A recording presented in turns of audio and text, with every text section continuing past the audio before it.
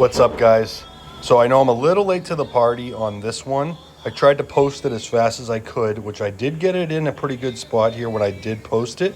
This is something I went short on. I was shorting the 266.78 break in back test, which I didn't really get to put in there too clear, but stops at 269, targeting 262. So as you can see here, this was my entry right here. I got in at this point here at 266.75. Then we did wick up here a little bit. I have this downtrending obvious resistance here. And as of right now, the bulls are most likely looking at this as a falling wedge. But I personally believe that it's going to break, as it's doing now, and fall down here to the 262. And we're just starting that break now, which is great. I'm going to be in the money pretty good.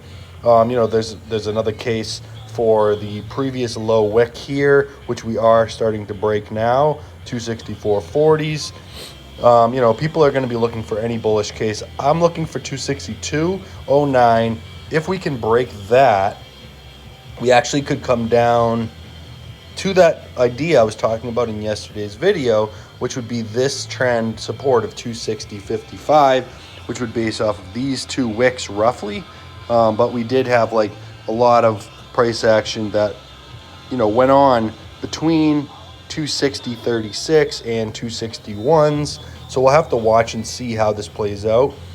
Previously we also had a double area right here of 255.55. If this thing wants to get really bearish, we could actually move this down here probably to about 261.80. That actually doesn't look too bad for a potential retest of this channel, which I think is where we're heading.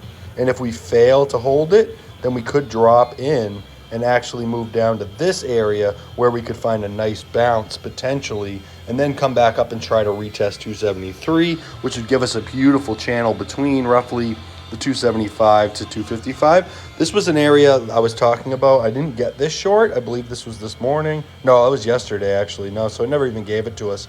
But this was the area of confluence I was talking about, that 273 being a resistance here. So as of right now, just look at the 1 minute because I'm kind of watching my trade at the same time.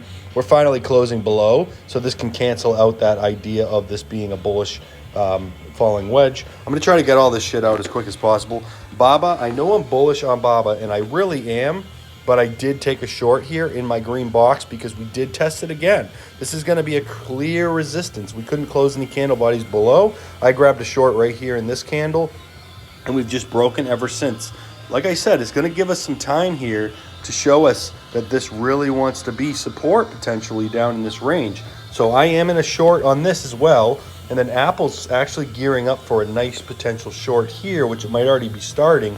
It's not quite there yet. So we have this uptrending support here. If we can start breaking and closing, let's see, what could the candle bodies, if we don't go off of this pattern, which I think is a bear flag. I posted this one as well, which I went short on this one here. I actually went in at 59.20s, so it wicked up a little bit. But let's see where the candle bodies are right now. So the last candle body here is roughly 158.40. So if we can actually break below that and potentially find support here at 57.94 and then reject off the 58.40 as resistance, that could be a good entry. Or you could move it down here and potentially enter with a close below 57.77 and a reject of that. That could be the next area if this is heading down there. Let you go. I got to get back to work.